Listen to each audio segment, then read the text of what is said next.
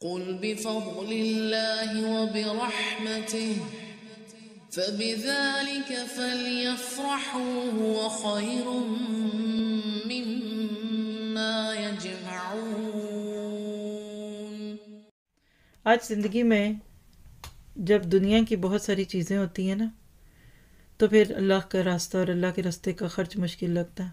پیغام میری طرف سے بھی یہی ہے آپ کو کہ جب اللہ کے لیے کچھ کریں تو آنر سمجھ کر کریں، کچھ دیں تو آنر سمجھ کر دیں، وقت مانگے اللہ تو لبیک، مال مانگے تو الحمدللہ، صلاحیتیں اور سکلز مانگے تو انشاءاللہ، روب ڈالیں گے، غصہ کریں گے۔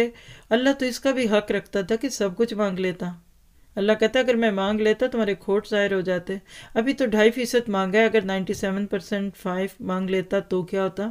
تو اپنا فائدہ سمجھتے ہوئے دیا کرے، کوئی بھی کام کرے، کسی پہ احسان نہیں۔ اگر اس وقت بھی بیٹھ کر سیکھ رہے ہیں، سکھا رہے ہیں تو اللہ کی نعمت سمجھیے اس کو۔ اللہ تعالیٰ اتنی اپرچونٹیز آپ کو کام کی دے گا کہ سارا دن رات کام کریں گے، کام نہیں ختم ہوگا۔ دیکھیے اللہ کے رستوں میں جب بندہ چلتا جاتا ہے نا، تو اس کی مثال اس فیکٹری اونر کی ہے کہ جس کا سیمپل پسند آ گیا، اب دن رات آرڈرز آ رہے ہیں، اب تو باہر سے بھی آرڈر آنے لگ گئے۔ تو فیکٹری پہلے صبح چلتی تھی، پھر شام کو چلے گی، ویک ڈیز چلتی تھی، ویکنڈ چلے گی۔ تو اللہ اپنے لوگوں کو انصار اللہ سے اوپر ذمہ داران میں ڈھالتا جاتا ہے، کب؟ جب وہ اپرچونٹیز کو فائدہ لیتے ہیں۔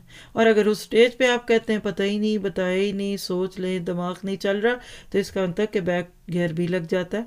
دنیا کی گارنٹی تو نہیں ہے، لیکن آخرت میں اللہ تعالیٰ دے گا، ایک ایک کو دے گا، ایک ایک چیز دے گا۔ اللہ تعالیٰ آپ سے مجھ سے راضی ہو جائے اور ہم بہترین طریقے سے ان کاموں کو کرنے والے بن جائیں۔